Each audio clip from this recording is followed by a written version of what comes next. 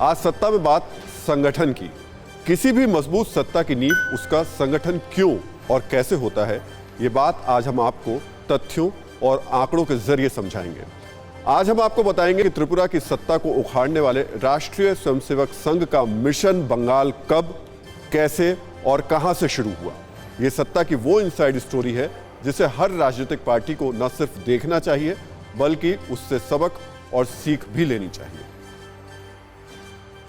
तो हम सत्ता शो की शुरुआत करें उससे पहले हमारा आज का सवाल ध्यान से सुनिए। आज का सवाल है, क्या आरएसएस देश को कंट्रोल कर रहा है?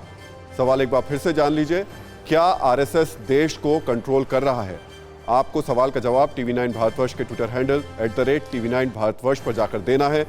आप अपनी राय भी दे सकते हैं। आपकी राय और पोल का नतीजा हम शो के अंत में दिखाएंगे और आप अपने सवाल का जवाब हाँ, नहीं और कह नहीं सकते, इन 3 ऑप्शंस में आप अपने जवाब को दे सकते हैं। तो सत्ता शो की शुरुआत करते हैं 2011 के बंगाल इलेक्शन से। 2011 के बंगाल चुनाव में बीजेपी का खाता तक नहीं खुला था, यानी 10 साल पहले बंगाल में बीजेपी महत्वहीन थी। 5 साल बाद 2016 में बंगाल चुनाव में बीजेपी को सिर्फ 3 सीट मिली, लेकिन वही बीजेपी 2021 के विधानसभा चुनाव में टीएमसी की सबसे बड़ी चैलेंजर। इसकी बड़ी वजह 2019 का लोकसभा इलेक्शन है। सवाल है, 10 साल के भीतर बंगाल की जमीन से आसमान तक कैसे पहुंच गई बीजेपी? इस सवाल का जवाब इस रिपोर्ट में।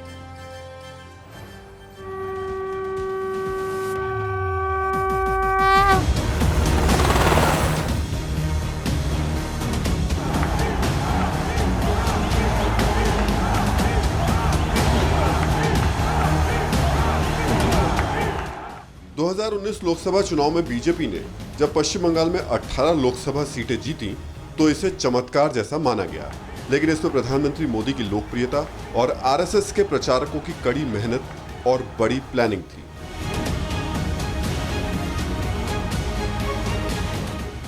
साल 2018 में त्रिपुरा विधानसभा चुनाव के नतीजों ने आरएसएस की ताकत का अंदाजा करा दिया था। त्रिपुरा में 25 साल पुरानी लेफ्ट की सरकार को आरएसएस के एक प्रचारक के नेतृत्व में बीजेपी ने उखाड़ फेंका था।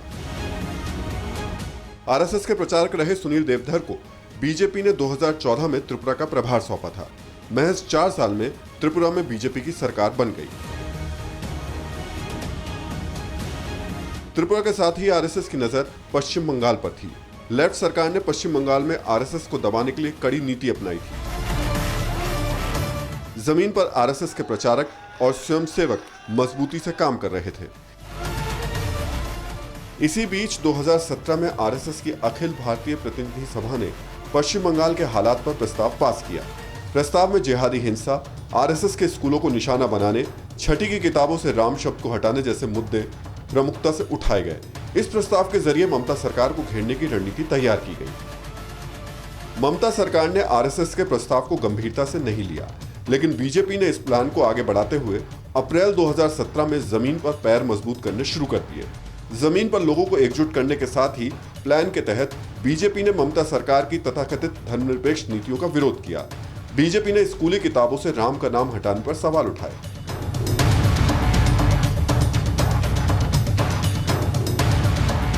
ये चंद वाक्य हैं जो बताते हैं कि कैसे आरएसएस ने बीजेपी के लिए जमीन तैयार की और उसी जमीन पर 2019 के लोकसभा चुनाव में बीजेपी ने 18 सीटें जीती।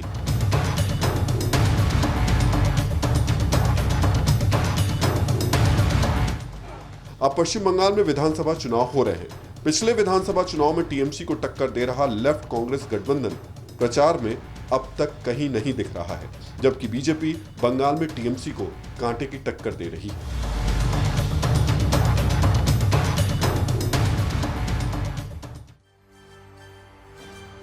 तो बैटल ऑफ बंगाल में ममता बनर्जी की सीधी लड़ाई बीजेपी से है। दीदी के वोट बैंक में बीजेपी ने सेंधमारी कर टीएमसी को बड़ी चुनौती दी है। सवाल है, जिस बंगाल के सियासी अखाड़े में आर पार की लड़ाई टीएमसी और लेफ्ट के बीच होती थी, जिस बंगाल में बीजेपी अरसों से अपनी राजनीतिक अस्तित्व को तलाश रही थी, अचानक क्या हुआ कि आज बीजेपी 10 सालों से बंगाल की सत्ता पर काबिज ममता बनर्जी की सबसे बड़ी प्रतिद्वंदी बन गई है। और आइए इसको समझाते हैं कि किस तरीके से ये पूरे के पूरे समीकरण बदले हैं। समीकरण बदलने की बहुत सारी वजह हैं और इसे संघ ने ग्राउंड पर जाकर के तैयार किया है। पश्चिम बंगाल में 3,342 ग्राम पंचायत हैं। देखिए, जो बेसिक तौर पर जब आप सियासत करते हैं तो पंचायतें बहुत अहम भूमिका निभाती है, जिसमें 1600 ग्राम पंचायत में आरएसएस की यूनिट है। सोचिए किस तरीके से आधे से ज्यादा यूनिट्स पर आरएसएस ने अपने लोगों को पहुंचाया। सभी ग्राम पंचायत में शाखा खोलने की आरएसएस की तरफ से तैयारी कर ली गई है। और इसके अलावा बंगाल में 341 कम्युनिटी डेवलपमेंट ब्लॉक हैं। हर ब्लॉक में आरएसएस के लोग रहे मौजूद, इसकी भी कोशिश आरएसएस की तरफ से की गई। तो ये पूरा एक एक्शन प्लान तैयार किया गया आरएसएस की तरफ से, संघ की तरफ से, कि कैसे पूरे के पूरे जो जमीनी स्तर पर जो बेसिक जगह हैं वहां पर आरएसएस को मजबूत किया जाए, जिसका फायदा आगे चल करके बीजेपी को मिल सकता है। लेकिन बात सिर्फ इतनी नहीं थी, इससे आगे भी बंगाल फतेह करने के लिए बीजेपी ने जमीन पर प्लान तैयार किया। पार्टी ने बंगाल को 5 भागों में विभाजित किया। अब इसे भी आप समझ लीजिए किस तरीके से विभाजित किया। बंगाल को 5 सेक्टर में बांटा गया, ये बीजेपी का प्लान था। और इन 5 सेक्टर्स को बांटने के बाद में इसकी जिम्मेदारी इन 4 लोगों को दी गई, दुष्यंत गौतम को, हरीश द्विवेदी को, विनोद तावड़े, विनोद सोनकर। ये 4 लोग इसकी पूरी की पूरी जिम्मेदारी संभाल लेते हैं। लेकिन उससे पहले आपको उन 5 क्षेत्रों के बारे में भी बता देते हैं किस तरीके से वो पूरे के पूरे 5 सेक्टर्स में बांटा गया था। ये उत्तरी बंगाल, राडबंग, नवद्वीप, मेदिनीपुर, कोलकाता, ये 5 सेक्टर्स में थे जिसको बांटा गया। उसके बाद बीजेपी ने अपने 5 केंद्रीय पदाधिकारियों को पहले से ही इन 5 जोनों में काम करने के लिए लगा दिया। और नाम आपके सामने है किस तरीके से दुष्यंत गौतम है, हरीश द्विवेदी हैं, विनोद तावड़े हैं और उसके अलावा विनोद सोनकर हैं। ये बीजेपी में अलग अलग पदों पर तैनात हैं और काफ़ी लंबे वक्त से इस वक्त ये बंगाल में मौजूद रहकर बीजेपी के लिए एक बेस तैयार कर रहे हैं। लेकिन बंगाल में बीजेपी की ज़मीनी तैयारी क्या है, इसकी जानकारी भी अब हम आपको देते हैं।